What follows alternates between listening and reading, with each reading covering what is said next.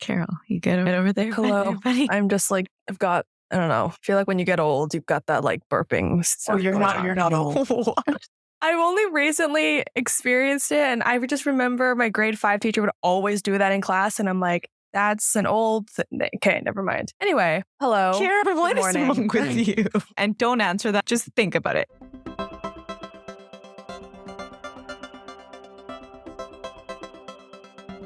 Hi, welcome to From Here Forward, a UBC Podcast Network podcast. I'm Rumneek, and she's Carol. Hello, friendly alumni.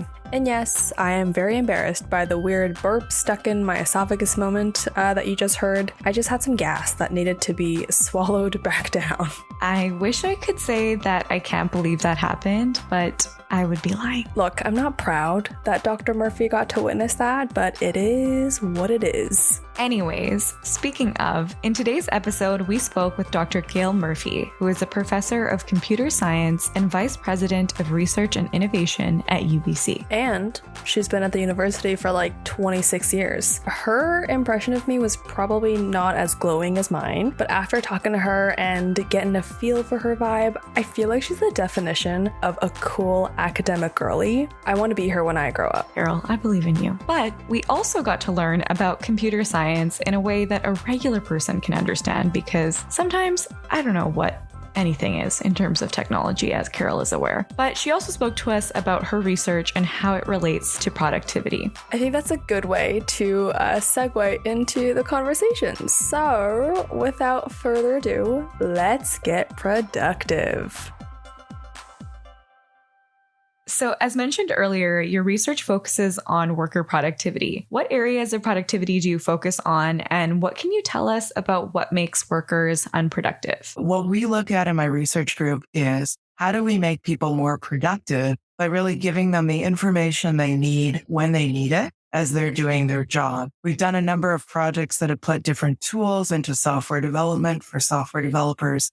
And maybe one of the things we've learned along the way is that the way that we can improve how they work is to actually get rid of the stuff that is not useful for what they're doing. If we think about software development, which, as I said, is what we study, developers can end up moving through really big information spaces to find just the piece of code or just the piece of documentation they need. And when we can surface that information through using recommender systems or other kinds of machine learning techniques, we're able to circumvent a lot of clicks that they might usually do and bring the information right to the fore for them. We basically study how people work. We then try to introduce tools to improve parts of their work. And then we go back and we do the whole round thing and we study again whether it actually improves their work practice. As I was listening to you, I was like, I know what software is and I know all that stuff individually, but I guess from a kind of more of a simplified definition, like what is computer science? Because in my head, it's like coding, but I'm sure that it's more nuanced than that.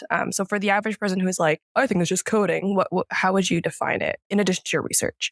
So computer science spans a really wide breadth of interests that we have in the Department of Computer Science here in Vancouver and the companion department in the Okanagan. People look at questions of theory. So what is the fastest that we can possibly solve a particular problem? And then more to the area that I'm interested in, which is how do we express the code that underlies the systems that you might use?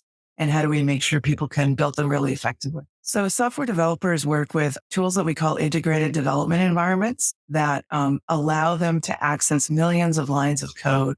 So what we do is watch how they go through that information that's being displayed to them and try and understand where there's a lot of friction in their workday so that we can put a tool in there to recommend instead of having them navigate through the information to make their workday more productive. Speaking of coding, I had a friend who was studying computer sciences and she basically said that like it requires a skill of storytelling. And I'm just curious, because I thought that was a weird thing to say about computer sciences and coding, but I'm just curious from your perspective, like, is storytelling an essential part of computer sciences, of coding and kind of generally that area of work? So I like this idea of storytelling as what a software developer does during the day. One thing that surprises a lot of people is that software developers don't often spend most of their day actually writing code. They spend a lot of their time trying to understand what code should be written. For instance, There's software developers who might spend time trying to understand what the customer wants in the actual code that will eventually run.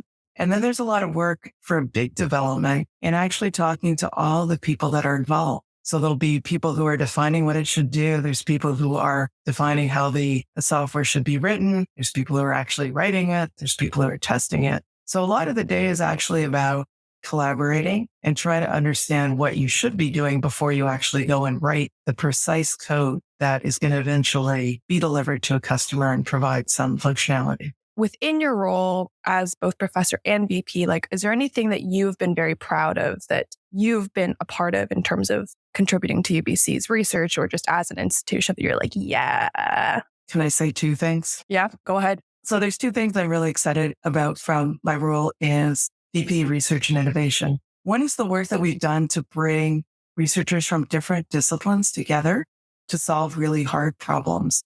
And these are problems that the researchers see themselves and they self-organize. And we provide a mechanism for some funding to make it possible for them to undertake the work. So some examples that have come together are, for instance, a cluster around bees and try to understand how we can think more about our environment and where there's pollutants in our environment by actually analyzing the honey that's in beehives from different places around the Lower Mainland. And this can give us really interesting insights into how pollutants are moving through our environment. This brought together researchers from the Faculty of Science, from the Faculty of Land and Food Systems that might not have otherwise worked together on this problem, but we were able to excite something in a new direction. Another example is researchers that came together around wearable devices and trying to understand how you might be able to put sensors into fabrics so that we can not only help people maybe in their athletic performance, but also help people if they're facing some challenges due to some condition that they might have acquired somehow. That is carried through to looking at problems like climate change. We've also brought together researchers in a climate change symposium that was virtual between both campuses, brought together 600 researchers that were talking about fair and just transitions of new kinds of energy systems to net zero energy. And hearing from those researchers that they had found new connections at UBC was really gratifying. Another project that's been really exciting has been our Dimensions project, which we're looking at how we can improve equity and inclusion within our research ecosystem. And for 2 years, we had a team joint with the Equity and Inclusion Office trying to understand what the barriers and obstacles are for people from very different backgrounds to get involved in research. And we have a wonderful action plan that's come out with that will be being taken forward through the Equity and Inclusion Office to really try to make sure that we can have everyone involved in research, which we know those diverse opinions, diverse perspectives will lead to much better outcomes. We also know that you've been in many leadership roles during your career. So what are a few lessons you've learned along the way on being a good leader? So one of the things I've learned about leadership is the importance of really listening to what your community needs from the environment. For us, it's the research environment, and try to be responsive in putting in place policies and programs that can really help address the issues that people are finding that might be preventing them from achieving what they most want to achieve. And then trying to understand how you can empower the people around you and put in place those programs and policies that can really last beyond your leadership role so that we can really make a change to how UBC proceeds in the future. I've listened to some leadership podcasts recently, and they're always like, real leaders wake up at 6 a.m. and drink coffee and do ice baths. So I'm just wondering, like, for you to lead a group as VP and kind of help with collaboration, like, how do you kind of ground yourself before your workday even begins to best show up for your team and people who rely on you? I always find that my best days start when I manage to get some exercise in the morning and sort of focus my day by getting my body going. So whether it's biking or whether it's getting in the swimming pool, that's always the best start to my day. And then I'm just so privileged to work with such a wonderful team across both campuses that I think the energy that one can get from collaboration really makes a difference in how you feel that you can move forward on the problems, solving the problems that people are facing within our UBC research and innovation environment. So one thing I've learned about leadership in the past has been the importance of forming an idea together with a team And when you form an idea together with a team and then ensure the community is aligned with the way the team wants to take things, you can really put in place changes that will stick within the environment. And if you just try to move an idea through without the buy-in of those around you, it's probably not going to actually be sticky. And, perhaps that's not going to end up with the outcome that you wanted. On the research side, I think one of the challenges we all face as researchers is that often things don't work the first time. And often the first time you try to maybe publish your results, maybe it isn't quite ready for actual publication and you get feedback that might not be as positive as you were expecting. So one of the most important traits for research, for innovation is perseverance and believing in your ideas, but listening to the feedback and really making sure that you're continuing to improve what you're doing as you work through the criticisms you might be getting, because in the end, they'll end up with a better result. Sounds like it's grit. It is grit. That's a good description. You went to U of A, but then you found yourself here. So you've stayed here for so long. What is it about BC? You're like, yeah, I don't want to go back to Alberta. I went to the University of Alberta as an undergraduate, and then I ended up coming out to Vancouver to be a software developer. Did some journeys to Washington State to be a graduate student, ended up coming back here to UBC. When I joined UBC, I would describe it as more of a provincial university that was excellent at both teaching and research. And that's what really attracted was the fact that it really balanced ensuring that there was great education being provided to students in classes and an opportunity to do world-class research. Over the last 26 years, I've really seen UBC grow into a global institution. I think everything I had maybe hoped I would find at UBC, I found, and I found even more. I think we've been able to achieve in my research group results that I wouldn't have dreamed possible. What has made me stay at UBC? I think it is the people that are UBC, the people that are just a joy to collaborate with, that I learn from each and every day that I'm here. And just seeing the amazing discoveries and insights that we have from all around different parts of campus just makes UBC a place that you can continue to grow at. And it's just a wonderful place to be able to live, work, and play. What advice do you have for students who are interested in pursuing research at UBC? One of the hopes I have for undergraduates at UBC is that they find a way to get engaged in a research project, maybe going to a research talk and learning a little bit about what it's about. It can seem intimidating, but really once you get involved with a group or with a professor, I think many people find that it's not as mysterious as one might think. And it's always possible to come back as a graduate student or get engaged in different ways to be part of our ecosystem at UBC.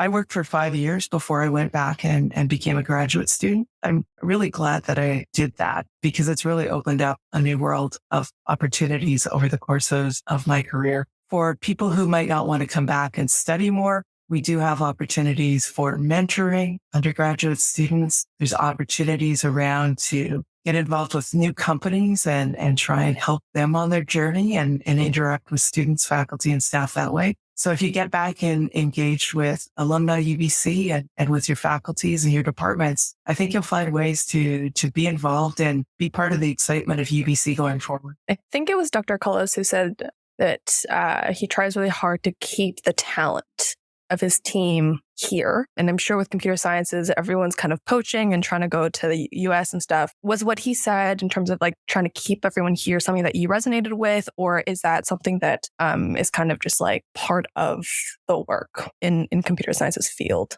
So as a faculty member, I think we always want to see our students flourish after their time at UBC, whether they're undergraduate students or graduate students. I've certainly had students that have gone back to perhaps the country that they came from to find their career path, and that's great. And I've had students who have decided to settle here in BC and students that were from BC and found a career here. Along the way, with one of the graduate students from the lab and a research engineer, we did found a company in BC. And one of the most satisfying parts of my career has been seeing that company flourish. And so many people from UBC find a career that fit for them and their family here in British Columbia. UBC has grown into a research powerhouse within the country and on the world stage. I think all of us should be really proud of what UBC researchers have achieved from the Okanagan and the Vancouver campuses and find a way to get engaged, stay abreast of the stories. Researchers from UBC are really changing the world. And I think we can all be very proud of the progress that they are doing in solving some of the world's hardest problems.